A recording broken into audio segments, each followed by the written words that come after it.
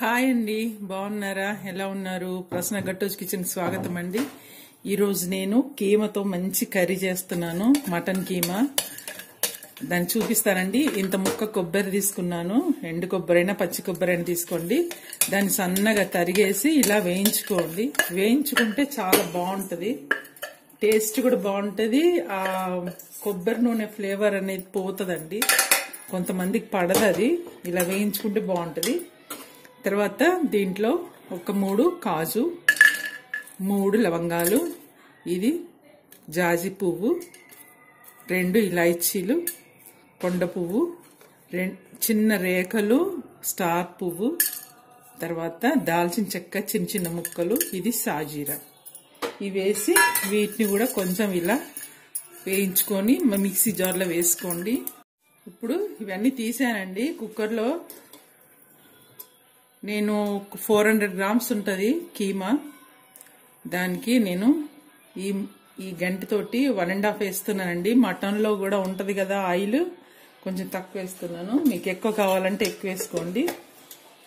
నూనె వేడెక్కాలండి. 2 టమాటాలు తీసుకున్నాను, కొత్తిమీర, అల్లం వెల్లుల్లి పేస్ట్ 1 టీ స్పూను, ఒక పెద్ద ఉల్లిపాయ కట్ చేసుకున్నాను సన్నగా, ఒక 4 పచ్చిమిరపకాయలు మధ్యలో కట్ చేసి ఇలా పొడుగుగా కట్ చేసి పెట్టుకున్నాను. ఇప్పుడు వీటిని మనము దీంట్లో వేసుకుందామండి. నూనె వేడెక్కింది.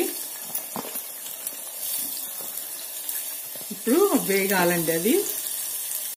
ఉల్లిపాయలు వేగడానికి ఉప్పు వేయండి, కొంచెం 1/2 టీ స్పూన్ పసుపు వేయండి. దీంట్లో కొంచెము మెంతికూర అండి, కసూరి మేతి అంటారు కదా, నేను ఇంట్లో తయారు చేశాను.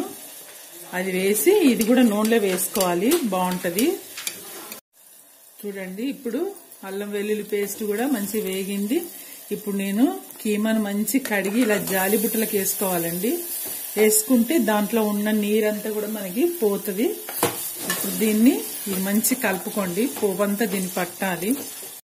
మొత్తం కలిపేసానండి. ఇప్పుడు దీన్ని ఒక 2 నిమిషాలు సిమ్లో పెట్టేసి మూత పెడతాను. అది బాగా వేగాలన్నమాట నూనెలో. చూద్దామండి, ఇప్పుడే నీళ్ళు వచ్చినాయి, ఇంకా కొంచెం వేగాలి. ఇప్పుడు మనము ఉప్పులు కారాలు వేసుకోవాలి.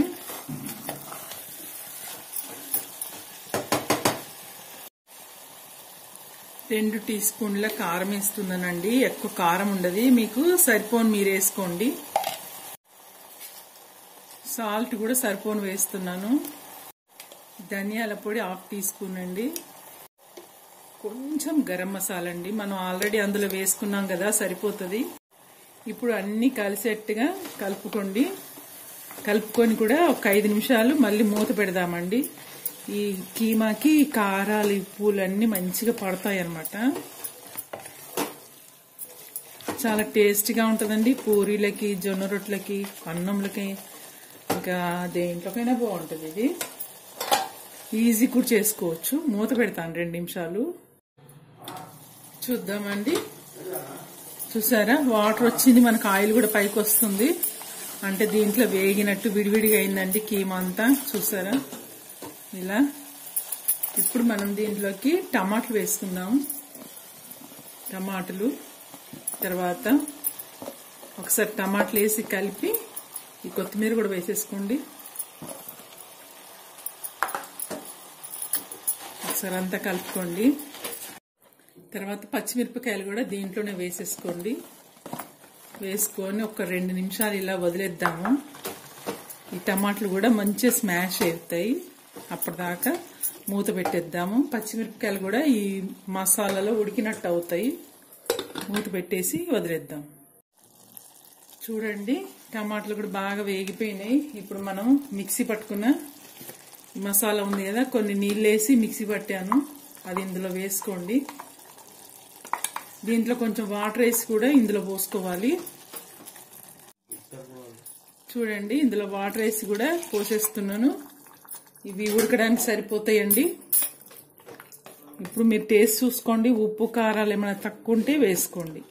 లేదు బాగున్నాయి అంటే ఇంకా మూత పెట్టేసి ఒక 3 విజిల్లు వచ్చే వరకు ఉడికిస్తే సరిపోతుందండి. అన్నీ వేసామండి, ఇంట్లో వేసేది ఏది లేదు. ఇప్పుడు మీడియంగా స్టవ్ పెట్టుకొని విజిల్ పెట్టండి. 3 విజిల్ వచ్చే వరకు ఉంచేసి తర్వాత చూద్దామండి. అయిందండి కర్రీ. నేను స్టవ్ బంద్ చేసి గిన్నెలకు కూడా సర్వ్ చేసుకున్నాను. చాలా టేస్టీగా అయిందండి, చాలా ఈజీగా, ఎంతో హెల్దీ, చాలా బాగా వచ్చింది కీమా. చూడండి సూపర్గా ఉంది. గ్రేవీ కూడా మనకు పల్చగా లేదు, చిక్కగా లేదు, మీడియంగా ఉందన్నమాట. ఉప్పు కారాలు కూడా సూపర్ ఉన్నాయండి, ఘాటు ఘాటుగా భలేగా ఉంది. ఎప్పుడైనా నోరు బాగాలేదు కొంచెం అనిపించినప్పుడు ఇలా చేసుకొని తింటే చాలా బాగుంటుందండి. ఈ డాల్ నేనే చేశానండి. ఓకే అండి, మరి ఈ రెసిపీ మీకు నచ్చిందా?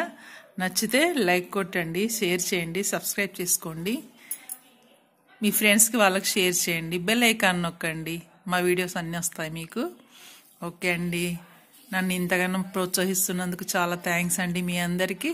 కొత్త వాళ్ళు ఎవరన్నా ఉంటే సబ్స్క్రైబ్ చేసుకోండి, చేసుకున్న వాళ్ళకు చాలా చాలా థ్యాంక్ యూ అండి.